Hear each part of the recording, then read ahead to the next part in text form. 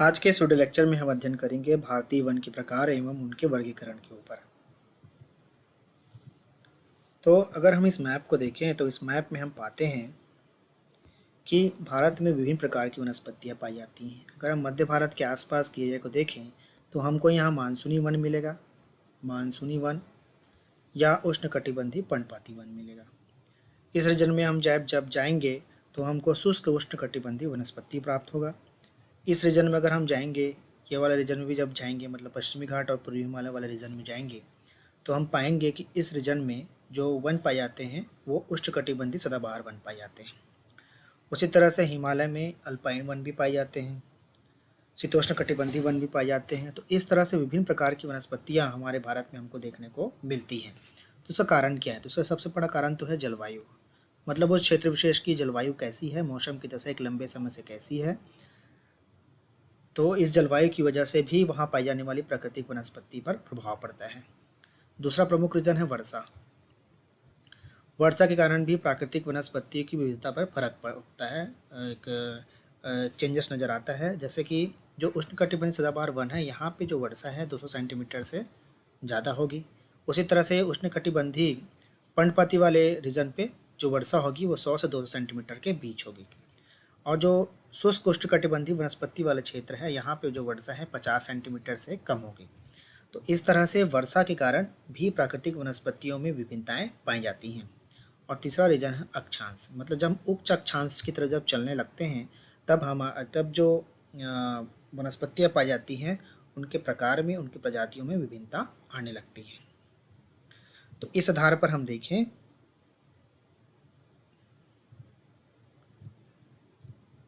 तो भारत में उष्णकटिबंधीय सदाबहार वन मिलेंगे और ये वन असम, मेघालय, त्रिपुरा, पश्चिमी घाट, पूर्वी हिमालय तथा अंडमान निकोबार द्वीप समूह में पाए जाते हैं।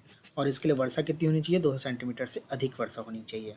उसी तरह से अगर हम मानसूनी या पतझड़ वन देखें तो हम पाएंगे कि ये जो वन है उत्तर प्रदेश, बिहार, झारखंड, पश्चिम बंगाल के तराई, छोटानागपुर पठार व पश्चिमी घाट के पूर्वी भागों में पाई जाती है।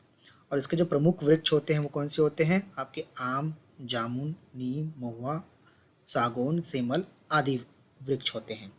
और ये कहाँ ये इसके लिए जो वर्षा होगी वो 100 से 200 सेंटीमीटर की ज़रूरत होगी। उसी तरह से मौसरी वनस्पति ये उन स्थानों में पाए जाएंगे जहाँ पर वर्षा 50 सेंटीमीटर से कम होगी। और यहाँ पे चूँकि पानी कम गिरती है इसीलिए यहाँ पे जो वनस्पति होगी वो कटीली होगी, कांटेदार होगी। इसकी जड़ें लंबी होगी और शाखाएँ कांटेदार और पत्तियाँ मोटी व छोटी होती हैं। कौन कौन से वृक्ष मिलेंगे? तो बबूल, खजूर, नागफनी, कीकर, झाऊ और विभिन्न प्रकार की झाड़ियाँ पाई जाती हैं। उसी तरह से जो चौथे प्रकार के वन है उसे हम कहते हैं डेल्टाई या ज्वारीय वन। ये उन स्थलों में पाई जाती है जहाँ पे नदियाँ, अगर हम मैप में देखें तो जहाँ पे जो नदियाँ हैं जब वो समुद्र के साथ मिलती हैं, सागर में जाके मिलती हैं, तो वहाँ पे ऐसा क्षेत्र निर्मित होता है जहाँ पे खारे पानी और मीठा पानी आपस में मिलते हैं। तो उस क्षेत्र विशेष में डेल्टाई वन पनपते हैं। इन्हें मैंग्रोव वन भी कहते हैं। तो ये भारत में कहाँ कहाँ पाए जाएंगे? तो ये भारत में आपके पाए जाएंगे सुंदरवन डेल्टा में जो कि पश्चिम बंगाल में है। उसी तरह से तमिलनाडु में, आंध्र प्रदेश में ये पाए जाएंगे।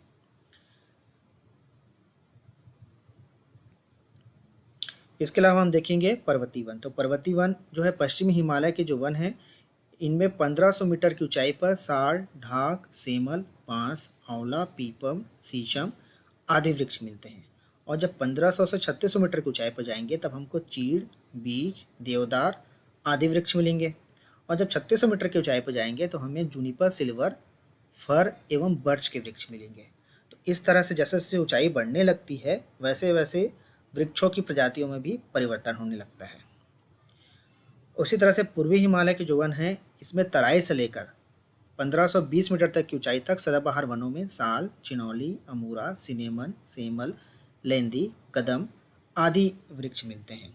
और जब 1520 से 2740 मीटर के बीच में हम जाएंगे तो हमें ओक, बर्च, मैपल, एल्डर, लारेल आदि के वृक्ष प्राप्त होंगे।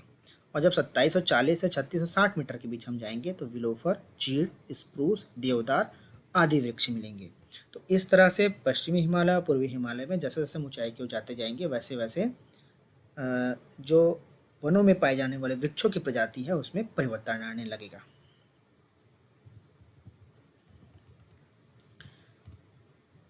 और कुछ महत्वपूर्ण बिंदु देख लेते हैं।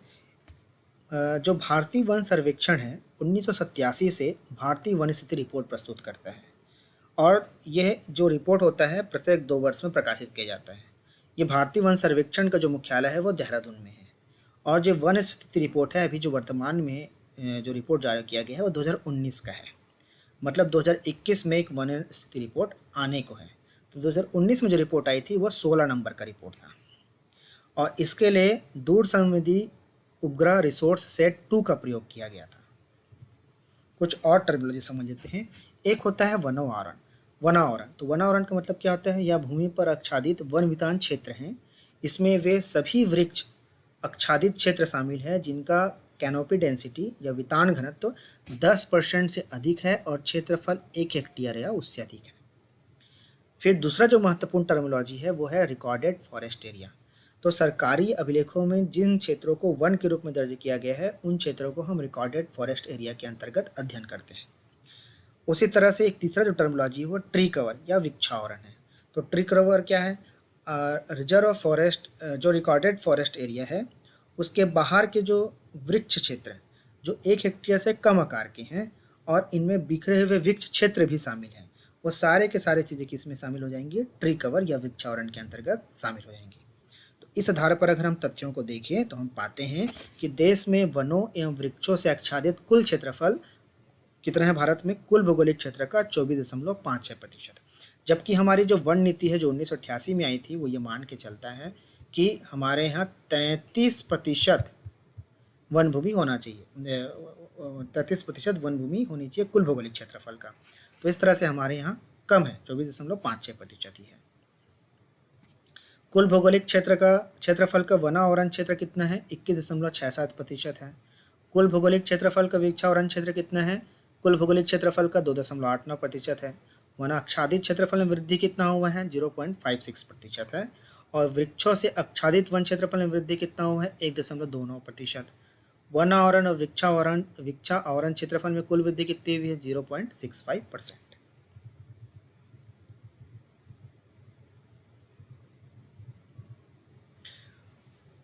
सर्वाधिक वनावरण प्रतिशत वाला राज्य कौन सा है? तो वो है मिजोरम, 85.41%। इसके एरिया के इसे कुल भौगोलिक क्षेत्र के 50.41% जो एरिया है वो वनावरण वाला एरिया है। दूसरे नंबर पर है अरुणाचल प्रदेश, तीसरे नंबर पर है मेघालय, चौथे नंबर पर है मणिपुर और पांचवें नंबर पर है नागालैंड। सर्वाधिक वन क्षेत्रफल वाले राज्य में देखेंगे तो मध्य प्रदेश पहले नंबर पर है, उसके बाद अरुणाचल प्रदेश, उसके बाद छत्तीसगढ़, उसके बाद उड़ीसा, उसके बाद महाराष्ट्र। तो आज के वीडियो लेक्चर में इतना ही। अगले वीडियो लेक्चर में हम एक नए टॉपिक पे चर्चा करेंगे।